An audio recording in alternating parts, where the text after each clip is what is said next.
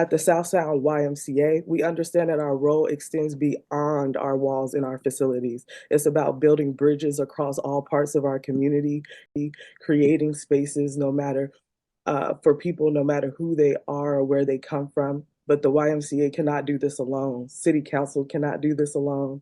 And our DEI Social Justice committees cannot do this alone. Healing is a shared journey. It requires each of us to meet one another at the table, to listen with humility, and to commit to lifting equity at every door in every indoor facility or operation. This proclamation is more than just recognition. It's an invitation for us all to examine ourselves. How are we advancing equity in our daily lives? How are we creating environments that value every voice, especially those historically marginalized? If you enjoy our videos, you like what we do and you want to support what we do, best way you could do that is to like, share, comment, subscribe.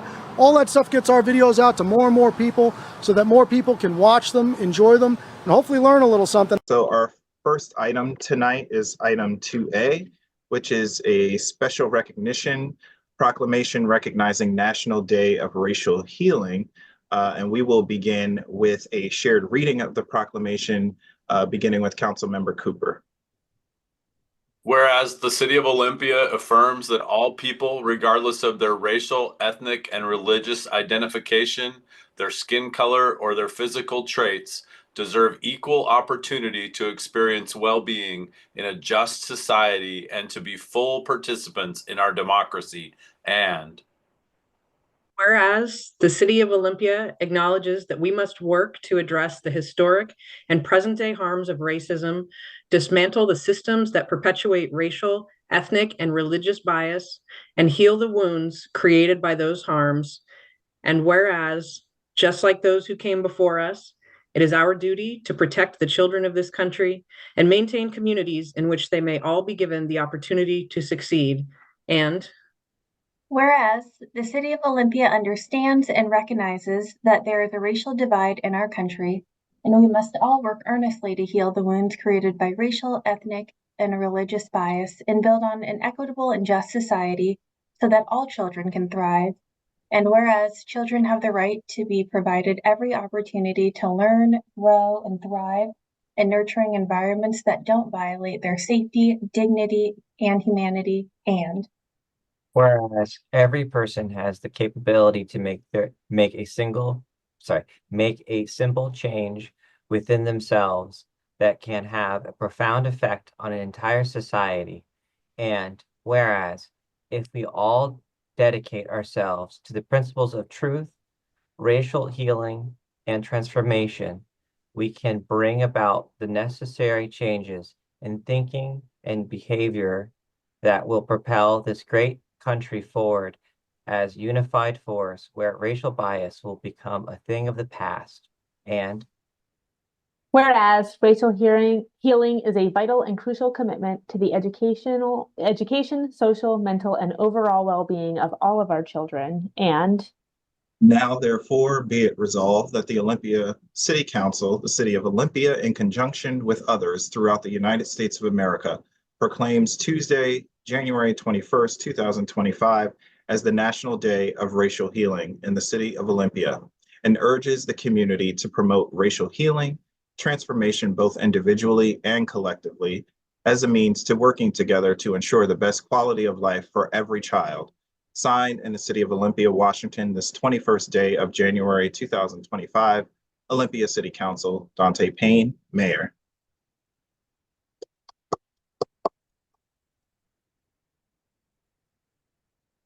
And now I'd like to turn it over to Keisha Likely, the Executive Director of Community Engagement at the South Sound YMCA, who is here to accept the proclamation and say a few words tonight.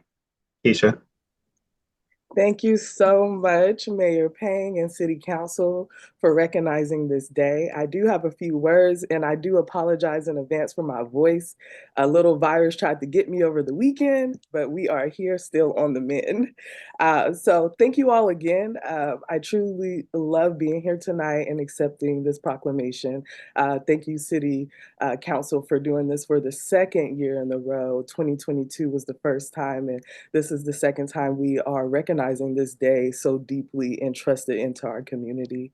Um, I want to just start off with a quote from one of our big hitters, Dr. Thelma Jackson, definitely a pillar, advocate, and leader in our community, where she commonly says that equity isn't something you talk about in isolation, it's something you live, reflect, and commit to every single day. Her words resonate deeply because they remind us that healing and equity are not abstract ideals. They're a call to action for each of us to examine how we show up in our homes, workplaces, schools, and just one-on-one personally. At the South Sound YMCA, we understand that our role extends beyond our walls in our facilities. It's about building bridges across all parts of our community, creating spaces no matter for people, no matter who they are or where they come from. But the YMCA cannot do this alone. City Council cannot do this alone.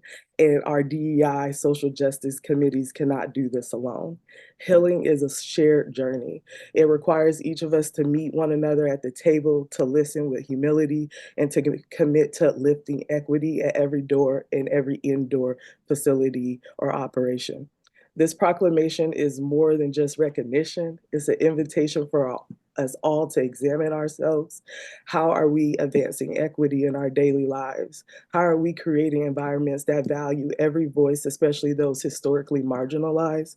Healing starts when we stop moving through life on autopilot and begin to see each other, really see each other for who we are and the contributions we've all made to our community. Dr. Jackson also says other prevailing things like healing doesn't happen overnight, but every step counts when it's rooted in authenticity and care. This work takes time, it takes patience, and most importantly, proximity. It is only by coming together through collaborative efforts like this proclamation and beyond that we can begin to repair the harm of the past and shape the future. As we reflect on this day, let it be a reminder that healing requires action. It's a commitment to show up for one another, to learn from one another, and to build more inclusive futures for all of us. This week, in attachment to this proclamation, we're having another connection space in support of our community in isolation and uplifting every person and every voice. The space is going to be titled The Art of Connection, Building Cultures Through Creative Outlets and Expressions. It will happen this Thursday at SPSCC in collaborations with their DEI department and director in Building 27. So if you have the time, please look out for that. But again, thank you, City Council, and thank you, Mayor Payne. Thank you, Keisha. Thank you so much for all the work that you do, particularly for our community and for our youth. And thank you for being here tonight to accept the proclamation. Any comments from council?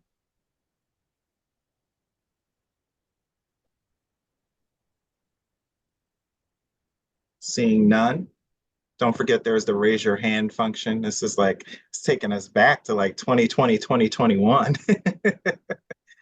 Okay, seeing none. Keisha, I will just say, I think that this day after the celebrating Martin Luther King Jr. Day is just so appropriate. It reminds us that that this work is not just about recognizing it on a single day, right? But also it's that reminder that immediately the day after we go into the work and we continue that all year long. So thank you so much. And again, hope to meet you in person sometime soon.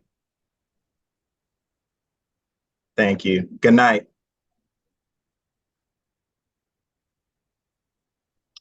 Okay.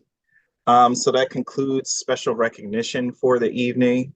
We will move on to public comment. I do not believe we have anyone signed up for public comment either in advance or online nor in person. But if I could just have Kelly Perce-Barasseth, our Strategic Communications Director, who I believe is present in chambers, if you could just verify that no one is present for public comment. That is correct. No one is here no one signed up for remote and no one signed up in person. All right. Thank you so much, Kelly. You're welcome. All right.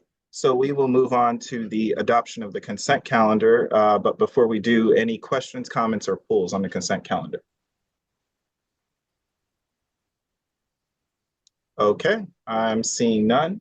So I need a motion to approve the consent calendar. Move approval. Second. All those in favor of adopting the consent calendar as published signify by saying aye. Aye. Aye. Consent calendar is adopted. Okay, so we do not have any other business on our agenda this evening, so we'll move on and go right to council reports. I'll begin with a brief mayor's report and just share that I am coming off a very long tour, a mini tour, if you will, of Martin Luther King Jr. Day speeches and events. And I just have to say, I feel so encouraged and uplifted by our community. And I feel very, very lucky to live in Olympia, where we're surrounded by people that just really, really understand the moment that we're in, understand what's at stake, and understand the importance of lifting one another up, seeing each other, hearing each other, and really just taking care of our own and the people around us. And I really, really just felt encouraged by that, especially from our young people. I was able to speak to students at Olympia High School, Go Bears, and it was wonderful to meet with them. Capital, love you too. Yes, I really enjoyed that time with them, and just thanks to SPSCC as well as New Life Baptist Church for also hosting their own Martin Luther King Jr. events this weekend. Can't stop, won't stop, never stop. Can't stop, won't stop, never.